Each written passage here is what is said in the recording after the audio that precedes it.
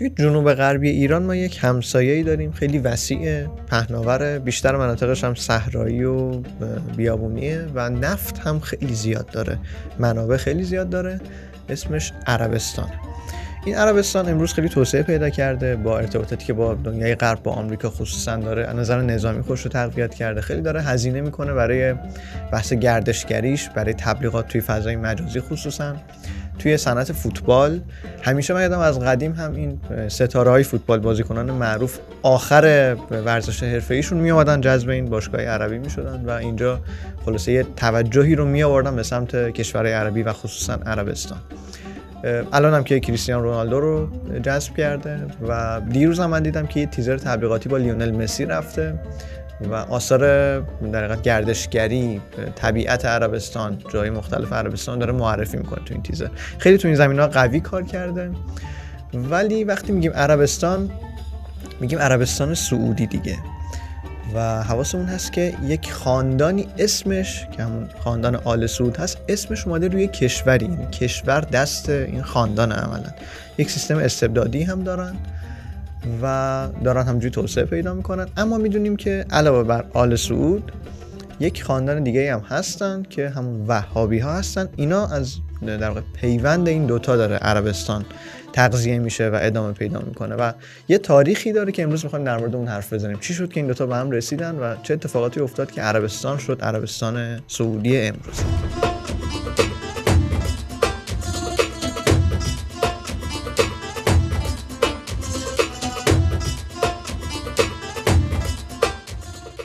سلام دوستان، وقتتون بخیر. خیلی خوشحال هستیم که با یک ویدیوی دیگه همراهتون هستیم. این قسمت 4 بررسی کتاب راه باریک آزادی هستش که در واقع قسمت آخرش هم هست. دیگه تموم میشه و میریم سراغ کتاب بعدی. البته هفته بعد احتمالاً ویدیو بررسی کتاب نخواهیم داشت.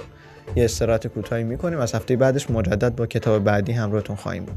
3 قسمت دیگه در مورد این ویدیو ساختیم قبلا که لینک هاشو توی توضیحات ویدیو میذاریم. پیشنهاد میکنم که حتما برید ببینید. با موضوعات یکیش که خود اصلا ایده اصلی کتابه، با مدلی که کتاب داره برای آزادی و رسیدن حکومت‌ها به آزادی ارائه میده، که اون رو لینکش رو این بالا میذارم چون ویدیو مهمی. پیشنهاد میکنم حتما ببینید. یه ویدیو در مورد چین و روند پیشرفتش ساختیم. یه ویدیو هم در مورد داستان قدرت گرفتن هیتلر ساختیم.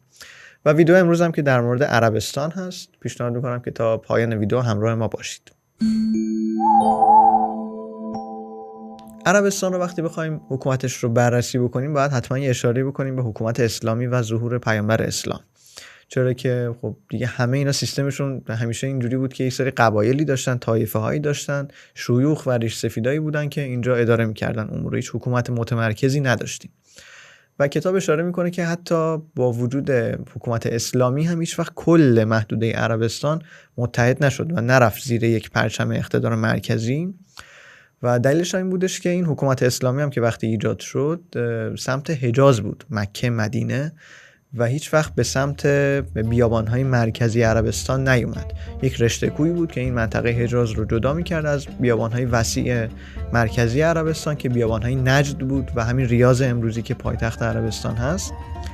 و این حکومت‌ها هیچ وقت نمیتونستن بیان این سمت، با وجود اینکه این بادیه نشینان قسمت بیابانی عربستان، همون بیابان‌های نجد مرکز عربستان، مسلمان شدن، به اسلام گرویدند، ولی هیچ وقت نیومدن تحت سیطره اون حکومت مرکزی. یعنی حکومت مرکزی ها در واقع زورشون نمیرسید که در زمانهای مختلف بتونن این منطقه رو تحت سیطره خودشون داشته باشن. کتاب میگه این اعراب بومی، این بادیه نشینان بیابانهای وسیع نجد توی مرکز عربستان که دور از مناطق شهری بودن، توی یک مناطق خشک و بیاب و علفی بودن، اینا با یک قواعد خاصی زندگی میکردن، با یک عصبیت‌ها و تعصب‌های خاصی زندگی میکردن که کسی نمیتونست اینا کنترل داشته باشه. میگه اینا، این مناطق بیابانهای مرکزی عربستان، رؤیای تاکتیکدان بود، رؤیای کسایی که آشنا بودن اونجا زندگی میکردن و کابوسی بود برای فرمانده ها. هر کسی که میومد اینجا میخواست سیطره پیدا کنه روی این مناطق شکست میخورد. فرمانده حالا چه عثمانی، چه بریتانیا، چه هر کسی که میخواست اینجا بیاد اینا رو تحت یک حکومت مرکزی در بیاره شکست میخورد، نمیتونست اینجا کار بکنه. کتاب میگه اسلام هم یک ویژگی داشت، یک انعطافی داشت. اون این بود که شبیه مکتب کاتولیک مسیحیت نبود که یک تشکیلاتی داشته باشه، سلسله مراتبی داشته باشه. میگفتش که این بیشتر شبیه مکتب پروتستان بود که میگفتش آدما خودشون میتونن از دین برداشت شخصی داشته باشن، مراجعه بکنن به قرآن، مراجعه بکنن به سنت پیامبر. و این ویژگی اسلام میگه چیزی بودش که همه دوست داشتن که خودشون میتونن برداشتی داشته باشن. یک آیین جدیدیه که اومده یک سری از اون سنت‌های جاهلی رو که سخت بود مردم رو اذیت می‌کرد اون گذاشته کنار، اون قفس هنجارهایی که کتاب داره در موردش صحبت میکنه رو شکسته و یک فضای بازتر ایجاد کرده. ولی از این ور هم خیلی انگار مناسب ایجاد یک حکومت مرکزی نیست، میشه یک انعطافی داشته باشه. اینو میگه اون اعراب بادیه نشین خیلی دوست داشتن، مسلمون شدن ولی تحت سیطره یک حکومت نتونستن در بیان و تمایل نداشتن در واقع. و از این ور میگه که اسلام وقتی گسترش پیدا کرد و امپراتوری اسلامی ایجاد شد، از این ور پیش رفت به سمت عراق بین النهرین، به سمت ایران، حتی از اون ور رفت به سمت مصر، شمال آفریقا و حتی امپراتوری روم تو اروپا و رفت جاهایی تونست گسترش پیدا کنه که خودشون از قبل حکومت مرکزی داشتند و اون بیابان‌های مرکزی عربستان هیچ وقت نتونست تحت سیطره خودش در بیاره این حکومت اسلامی. خب بگذاریم، حالا ما اینجا نمیخوایم تاریخ حکومت اسلامی رو تعریف بکنیم، اینا رو همه رو گفتیم که بگیم اون منطقه بیابان‌های نجد توی مرکز عربستان تا همین قرن 18 هم حتی هیچ حکومت مرکزی نتونسته بود این رو تحت کنترل خودش در بیاره، تا اینکه یک خاندانی ظهور کردن اونجا توی یک منطقه‌ای به نام الدیره توی شمال ریاض تو همین بیابان‌های مرکزی و یک فردی به نام سعود ابن محمد شد اولین فرمانروای این خاندان توی اون منطقه. توی سال 1727 هم که بعدش پسرش اومد محمد ابن سعود که این شد در واقع فرمانروای پادشاه اولین دولت سعودی. اما اینکه این دولت چجوری تشکیل شد حالا داستان داره، می‌خوایم اونو تعریف بکنیم. برای این باید بریم سراغ یک فردی به اسم محمد ابن عبدالوهاب. این کی بود؟ این یه آدمی بودش که توی همون زمانی که خاندان آل سعود اومده بودن روی کار، توی یک جایی تو همون منطقه نجد، توی یک منطقه‌ای به اسم اویینه 30 کیلومتری شمال ریاض زندگی میکرد. اونجا از یک خانواده خیلی مذهبی، عمیقاً مذهبی و افراطی بودن.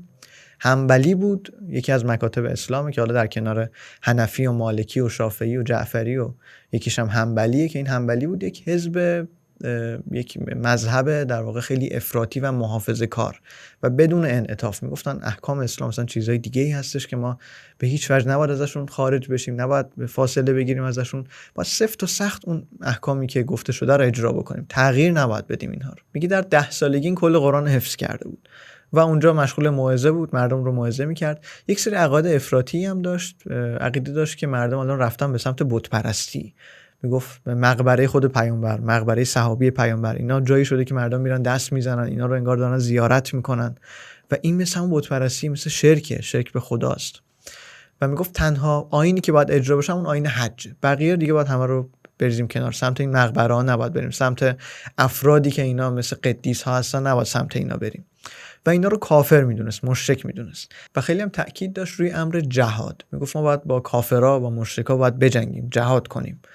و یکی از گروهایی که اینا تکفیرشون میکردن و کافر میدونستن همین گروهایی بودن که میومدن زیارت میکردن مقبره پیامبر رو و دست میذارن به مقبره پیامبر به عنوان تبرک و تقدس. کسایی رو هم که زکات پرداخت نمیکردن این کافر میدونست، میگفت باید با اینا جهاد بکنیم. زکات انگار مثل مالیات میموند، همه باید پرداخت میکردن. بعد یک سری مقبره های صحابی پیامبر بود، میگفت اینا رو همه رو زد تخریب کرد. گفتش که تنها چیزی که آیینی که مجازیم اجرا کنیم هم آیین حج دیگه، بقیه رو باید بریزیم دور.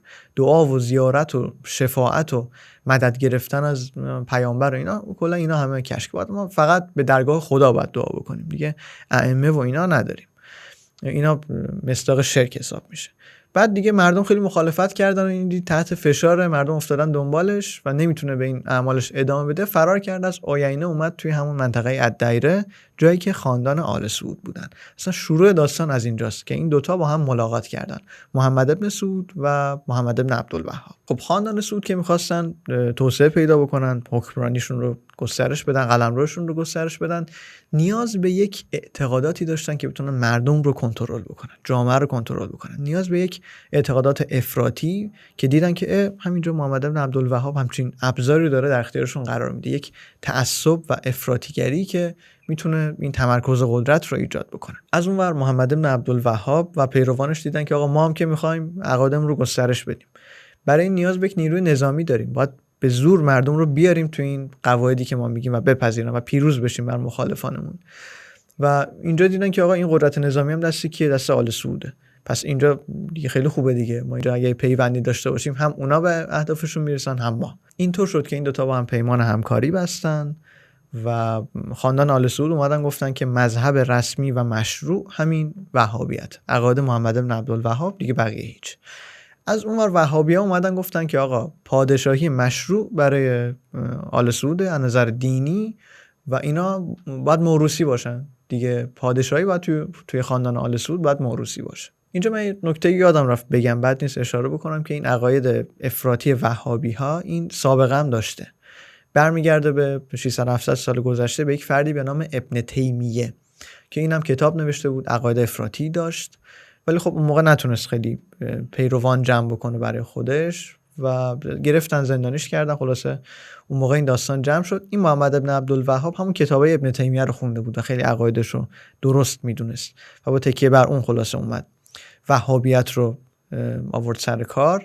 خلاصه این پیوند وهابی ها و آل سعود شکل گرفت و اینا شروع کردن به گسترش قلمرو دیگه، هم ابزار نظامی داشتن از سمت آل سعود و هم ابزار فرهنگی و دینی که مشروعیت داشت با خودش، شروع کردن به گسترش. البته در سال 1765 محمد بن سعود از دنیا رفت، در سال 1792 محمد بن عبدالوهاب از دنیا رفت، ولی خب این تأثیر نداشت. این گروه وهابی‌ها شکل گرفته بود، خاندان آل سعود هم که بود، اینا همکاریشون ادامه پیدا کرد و خلاص اول اومدن بر نجد اون بیابان‌های مرکزی مسلط شدن، توی ریاض حکومت مرکزیشون اونجا بود و بعد گسترش پیدا کردن، اومدن سمت حجاز، جایی که اون موقع تحت سیطره حکومت عثمانی بود، مکه، مدینه، اینا رو گرفتن در سال 1803 و این شد در واقع اولین حکومت مرکزی که کل شبه جزیره عربستان رو تحت سیطره خودش در آورده بود، اولین بار.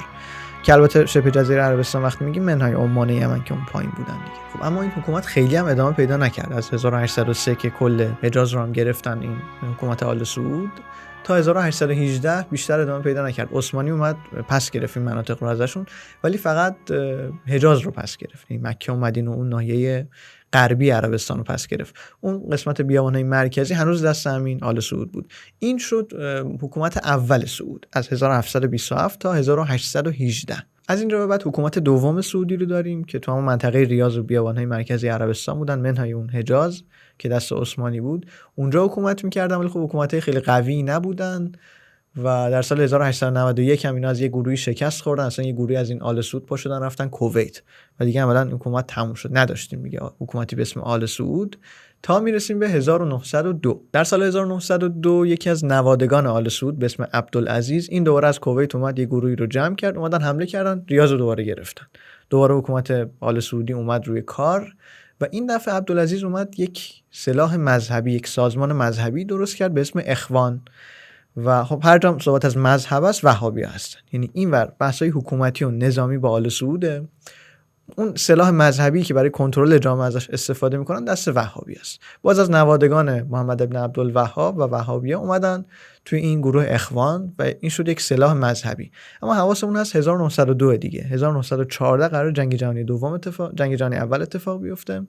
پس یکم بریم اوضاع حجاز که تحت سیطره عثمانی هست رو بررسی بکنیم، اینکه در بحبوحه جنگ جهانی چه اتفاقاتی افتاد. در حالی که حکومت آل سعود داره دوباره قدرت میگیره توی مرکز عربستان، اینور توی حجاز که تحت سیطره حکومت عثمانی هست یک امیری هست به نام شریف حسین که اینا دیگه جزء عثمانی هستن، دارن میجنگن با کیا، متحد هستن با آلمان و اتریش مجارستان، دارن میجنگن علیه روسیه، علیه صربستان، علیه فرانسه و انگلیس که اونا اونور جبهه مقابل رو تشکیل دادن، دارن با اینا میجنگن.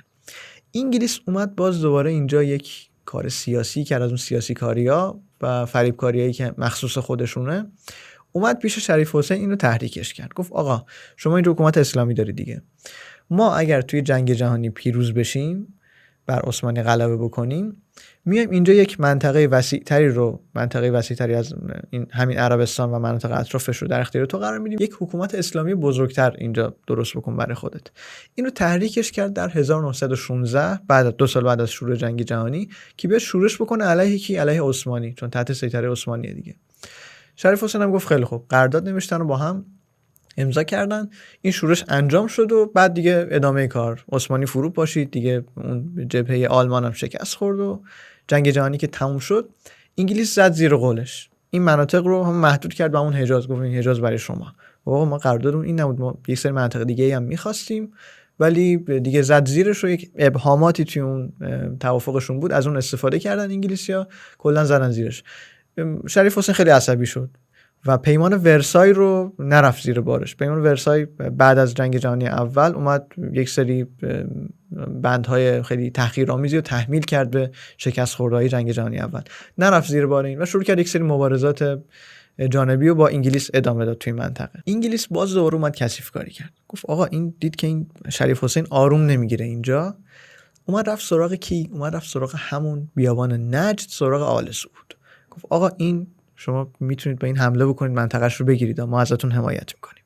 اینجوری شد که دوباره آل سعود از مرکز عربستان حمله کردن، 1925 حجاز گرفتن. دوباره آل سعود اومدن کل شبه جزیره رو تحت کنترل خودشون گرفتن. اینم شد حکومت سوم سعودی از همون 1902 که دوباره عبدالعزیز اومد روی کار تا الان که دیگه همین امروز که هستن، همین حکومت سوم سعودی حساب میشه. ولی بعد از اینکه اومدن دوباره کل شبه جزیره رو گرفتن آل سعود، عبدالعزیز احساس خطر کرد از سمت همون گروه اخوان، همون سازمان مذهبی که خودش درست کرده بود. گفت اینا دیگه خیلی دارن پررو میشن، اینا خیلی دارن قوی میشن. اومد تو یک نبردی اومد اینا رو محاصره کرد و گرفت و خلاصه فرماندهاشون رو اعدام کرد، همه رو کشت، تا اینکه اینا حساب کار دستشون میاد که آقا تو این اتحادی که ما داریم آل سعود با وهابیت، رئیس آل سعود. خب اینجا کتاب از 1925 که دیگه بازم کل عربستان متحد شد تحت حکومت آل سعود، میپره 1990. خب دنبال یه سری نکات خاص دیگه، قطعا این وسط کلی پادشاهی مختلف اومدن عوض شدن و اتفاقات مهمی هم قطعا افتاده. یکیش که قطعا جنگ جهانی دومه. کتاب از اینا عبور میکنه، میاد به اون نکات خاصش که میخواد برسه. میاد سال 1990 زمان پادشاهی فیصل. خب فیصل از همون خاندان آل سعود الان پادشاهه تو سال 1990. حواسمون هست که انقلاب ایران هم شکل گرفته، 1979 انقلاب شده توی ایران، شاه رفته، حکومت اسلامی داریم الان و صدام هم حمله کرده به ایران. یعنی جنگ 8 ساله رو هم داریم. بعد از جنگ ایران که دیگه صدام هم شکست خورد و در واقع شروع کننده جنگ شناخته شد، حالا صدام حمله کرده به کویت در 1990. سعودی‌ها ترسیدن، گفتن آقا این صدام الان حمله کرده کویت رو میخواد بگیره، بعدش میاد سراغ ما دیگه، بالاخره ما چی کار بکنیم؟ ما که هنوز خیلی قوی نیستیم به لحاظ نظامی. گفت آقا ما بریم سراغ غرب. رفتن سراغ ابرقدرت‌ها، یکی از اونایی هم که رفتن سراغش آمریکا بود. گفتم ما بریم از این سلاح بخریم، بگیم آقا بیاد امنیت ما رو تضمین بکنه، به ما سلاح بده، سیستم نظامی ما رو خلاص تقویت بکنه. ولی فیصل یه مقداری با این قضیه مشکل داشت. گفت آقا کل این سعودی‌ها نظرشونه که ما این کارو بکنیم، ولی من نظرم اینه که آقا این استقلال ما داره میره زیر سوال.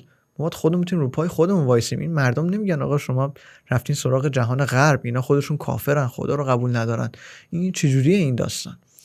ولی اون شاخه مذهبی که همون وهابیا بودن این مشکل رو حل کردن. اومدن یک سری تفسیرهایی از متون دینی ارائه دادن. وهابی‌ها، علمای وهابی گفتن که آقا ما داریم از حکومت اسلامی دفاع میکنیم، اینجا ما خادم الحرمین شریفینیم، ما مدینه رو داریم، قبر پیامبر رو داریم، مکه رو داریم، قبله اسلام، این ما داریم از این محدودمون دفاع میکنیم، پس هر اقدامی لازمه باید انجام بدیم. مثلا مهم نیست دیگه، هر اقدامی که بخواد دفع شر بکنه ما باید انجام بدیم. و اینجوری شد که این مشروعیت پیدا کرد، به همین راحتی با یک فتوای علمای وهابی مشروعیت پیدا کرد که اینا برن از غرب کمک بگیرن و خودشون رو تجهیز بکنن در مقابل صدام. جالب دیگه، یعنی ما توی واقعیت میبینیم آقا منطق چی میگه، چی برامون میصرفه، چی نمیصرفه، ولی یک وقتایی اون چیزایی که برامون میصرفه انگار مشروع نیست از نظر دین.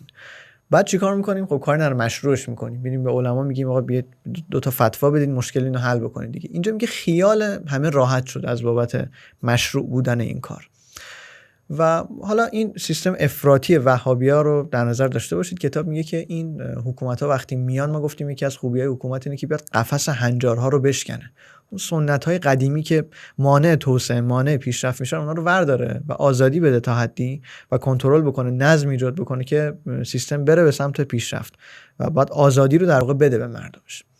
اینجا عربستان حاصل یک سیستم استبدادی از سمت آل سعوده، و یک قفس هنجارها، یعنی هم استبداد توش هست، هم این که اتفاقا حکومتی وقتی میاد بخواد قفس هنجارها رو بشکنه، میگه برعکس این داره بهره میگیره از اون قفس هنجارهای اعتقادات افراطی وهابیون. و حالا این اعتقادات افراطی وهابیت که یک بازوی خیلی قوی برای خاندان آل سعود است که بتونن حکومتشون رو کنترل بکنن، کار دست خودشون هم داده اتفاقا.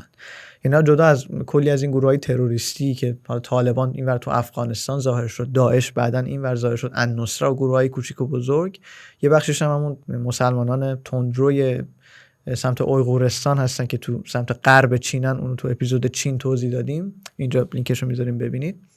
جدا از این کار دست خودشون هم داد، توی سال 1979 یعنی دقیقاً همون سالی که انقلاب ایران اتفاق افتاد، یک فردی ظاهر شد به اسم جهیمن العتیبی، یک خیلی مسلمان افراطی بود و میگفتش آقا این آل سعود دیگه که کل کشور ما رو گرفتن، در واقع اینا غرب زده شدن، اصلا دارن میرن اون سمت، اینا دارن از اسلام واقعی فاصله میگیرن. این با یک گروه 300-400 نفره‌ای حمله کرد، کعبه رو گرفت، کل مسجد الحرام رو گرفت. یک اتفاق عجیب و غریبی که کل آل سعود اصلا نگران کرد و یه 2 هفته هم طول کشید و اینو با یک مصیبت اینا رو گرفتنشون، آوردنشون بیرون. یک سری گروگان هم گرفته بودن از کسایی که زائران کعبه بودن، کل اون ناحیه رو گرفته بودن. این اصلا رفتن کمک گرفتن از سربازای پاکستانی و فرانسوی، اینا آوردن. بعد فرانسوی می‌خواستن برن توی مسجد الحرام، گفتن آقا اینا مسلمون نیستن، ممنوعه برن داخل. اینا اومدن توی یک آیینی مسلمون شدن که بتونن برن داخل مبارزه بکنن با اون گروه.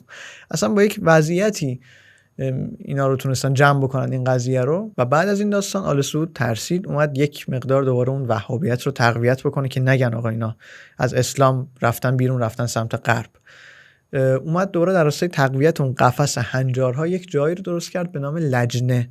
این لجنه یه جایی بود، یک گروهی بودن در واقع پلیس‌های دینی حساب می‌شدن، پلیسایی که کارشون امر به معروف و نهی از منکر بود. می‌اومدن تاکید می‌کردن، تذکر می‌دادن به مردم. یکی از گروهایی هم که طبق معمول همه جا تحت فشار هستن تو این مواقع، خانوما بودن. گفتن می‌اومدن تاکید می‌کردن روی حجاب، گیر می‌دادن به خانوما باید حجابتون رعایت بکنید. توی سال 2002 میگه آتش سوزی شده بود تو یک مدرسه دخترانه‌ای، دخترا شروع کردن فرار کردن، اومدن بیرون. این گروه لجنه میگه اونجا بود و مانع از اینا میشد که بدون حجاب بیان بیرون. آقا داره میسوزه، طرف میخواد فرار کنه بیاد بیرون، میگه نه، میفرستش داخل، برید حجابتون رعایت کنین بعد بیاین بیرون. میگه اینا رو میفرستاد داخل، مانع از خروجشون میشد. میگه 15 نفر تو این مدرسه مردن. باز کتاب تعریف میکنه، میگه 2014 یک دختری تو یک دانشگاهی حالش بد شده بود و این افتاد مرد، به خاطر اینکه اجازه ندادن یک پزشک مردی که اونجا بود بیاد اینو معاینه بکنه. گفتن پزشک حتما باید زن باشه، نمیشه که یک پزشک مرد بیاد لمس بکنه این خانومو بخواد معالجه بکنه. و میگفت افتاد مرد به خاطر اینکه پزشک خانم اون لحظه اونجا نبود. توی قوانین عربستان که علمای وهابی تدوینش میکنن، میگه هر زنی یک قیم مرد باید داشته باشه و بدون اجازه این مرد نمیتونه مسافرت بره، نمیتونه خونه اجاره بکنه، حتی حساب بانکی نمیتونه باز بکنه، باید اون قیمش بیاد اجازه بده. نویسنده گزارشی میده از یک دادگاهی، میگه که یک خانومی اومده بود از خودش دفاع بکنه. بعد گفتن که اصلا صدای این خانم شرم‌انگیزه، این ممکنه مفسده درست بکنه، این نباید خودش صحبت بکنه، این باید قیمش بیاد به جای این صحبت بکنه. و کتاب میگه آقا شما یه شرایطی رو فرض بگیرید که یک خانومی قیمش آزارش داده، یعنی خود این خانم شاکیه، قیمش متهمه، این خانم به عنوان شاکی میخواد از خودش دفاع بکنه، دفاعش رو باید قیمش بگه، قیم خودش متهمه، یعنی متهم بیاد از شاکی دفاع بکنه.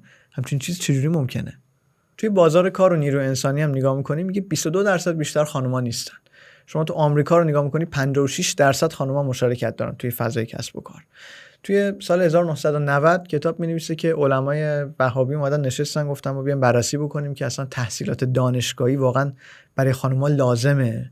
گفتن اصلا لزومی نداره، چرا باید خانم درس بخونه؟ همون تحصیلات ابتدایی در حدی که خوندن نوشتن یاد بگیره، بتونه قرآن و تفسیر و اینا رو بخونه، با خدا بتونه ارتباط برقرار کنه، همون کافیه دیگه. مثلا تو خونه بمونن، اصلا چرا باید بیان بیرون؟ اصلا خانوما لزومی نه، این بیرون اومدنشون همه مصیبت، همه مفسده است، همه فتنه است، باید همون تو خونه بمونن. میگه وهابی‌ها میگن خانوما به خاطر نقص توی سیستم استدلالشون و اینکه درگیر عواطف میشن، اینا اصلا کاری رهبری و مدیریت و قضاوت و اینا رو اصلا نباید انجام بدن، که اینا باید همه بره سمت مردا، اصلا اینا نمیتونن همچین مناصبی رو به عهده بگیرن. میگه 2 نفر اومدن یک مطالعه انجام دادن توی جامعه عربستان، اومدن سوال پرسیدن از آقایون در مورد اینکه آقا شما معتقدید که خانوما مجاز هستش که کار بکنن، اشتغال داشته باشن یا نه؟ میگفت 75% مردا گفتن آره آقا ما دوست داریم که خانوما اشتغال داشته باشن. ولی در عمل که نگاه میکنی همون 75% هم میان مانع میشن. چرا که میگن آقا ما اگه مثلا خانوم بذاریم بره کار بکنه بقیه چی میگن؟ یعنی تحت یک شرایط فرهنگی و اجتماعی اینا با اینکه نظرشون چیز دیگه ای هست ولی در عمل یک کار دیگه ای میکنن. در سال 1996 میگه علما اومدن نشستن صحبت بکنن در مورد رانندگی خانوما و نتیجه گرفتن که اصلا واضح همچین چیزی ممنوعه. اصلا خانم چرا باید رانندگی بکنه؟ همش مفسده است، همش باعث گناهان کبیره میشه همچین اتفاقی. رانندگی خانم ممنوعه. بعد کتاب میگه اصلا در زمان پیامبر که خودرو وجود نداشته. این تفسیر از کجا در میاد؟ این چجوری به همچین نتیجه شما میرسید؟ این تفسیر کاملا تخمینیه. و قضیه از این قراره که اینا اصلا همش سیاسیه. یعنی هر وقت به لحاظ سیاسی و اجتماعی بصرفه ما یک حکمی میدیم، یک فتوایی میدیم، نه صرفه همون فتوای قبلیمون رو میدیم. یعنی اینا کاملا قابل تغییره و اصلا معیارش دین نیست، معیارش سیاسته. همین علما توی سال 2017 میگه اومدن نشستن گفتن که احتمالاً یه سری تغییراتی تو این قضیه بدیم که حالا خانم‌ها بتونن بیان رانندگی بکنن. که آقا چی شد؟ این ممنوع بود که. کتاب میگه ولی مشکلی نیست، چیزایی هم که قبلا ممنوع بوده صراحتاً خلاف شرع بوده، الان اگر آل سعود بخواد یه انگولک میکنه اونور که آقا یه فتوا بدین این قضیه رو حل و فصلش بکنیم.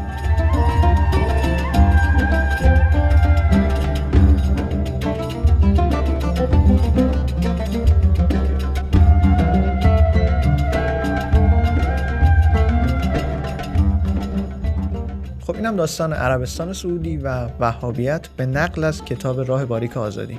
این آخرین قسمت این کتاب بود و هفته بعد هم اپیزود بررسی کتاب نداریم، احتمالاً معرفی کتاب خواهیم داشت روز چهارشنبه و آماده میکنیم خودمون رو برای کتاب بعدی. امیدوارم از این ویدیو خوشتون اومده باشه. اما یه چیزی توجه بکنید، این که شما خوشتون اومده یا نه رو ما از کجا میتونیم متوجه بشیم؟ نمیتونیم متوجه بشیم غیر از این که شما مثلا این ویدیو رو به اشتراک میذارید، ما می‌بینیم که ویو این ویدیو رفته بالا، یا اینکه تعداد لایک های ویدیو میتونه نشون بده که مخاطب پسندیده، یا اینکه کامنت بذارید و نظر بدید که آقا این ویدیو رو من دیدم جالب بود، اینجاش اینجوری بود، اونجاش اینجوری بود، اینجا اصلا اشتباه بود، میتونستی یه جور بهتر بگی. و ایناست، این تعاملاست که باعث میشه ما متوجه بشیم که نظر مخاطب دقیقاً چیه و این خیلی به ما هم انگیزه میده، همین که کمک میکنه برای ویدیوهای بعدی که بدونیم چه تغییراتی باید ایجاد بکنیم و چه جوری محتوا تولید بکنیم که هم جذاب باشه، حوصله سربر نباشه، خسته کننده نباشه و اینکه شما خوشتون بیاد و هم یک مطلب مفیدی بتونیم ارائه بدیم. ویدیو همچین اینطوری نباشه که مثلا شما نیم ساعت بشینید ویدیو رو نگاه بکنید بعد آخرش بگید که چیزی من نفهمیدم، چیزی یاد نگرفتم. پس خیلی خوشحال میشیم که حتما لایک بکنید ویدیو رو، کامنت بذارید، نظرتون رو بگید و همین که ویدیو رو به اشتراک بذارید دوستانتون ببینن. کانال رو هم حتما سابسکرایب بکنید، اون علامت زنگوله رو هم حتما بزنید که وقتی ویدیو منتشر میشه ویدیوی جدید اطلاع رسانی بشه که بیاید ویدیو رو ببینید. خیلی ممنون، منتظر ویدیوهای بعد باشید. مرسی.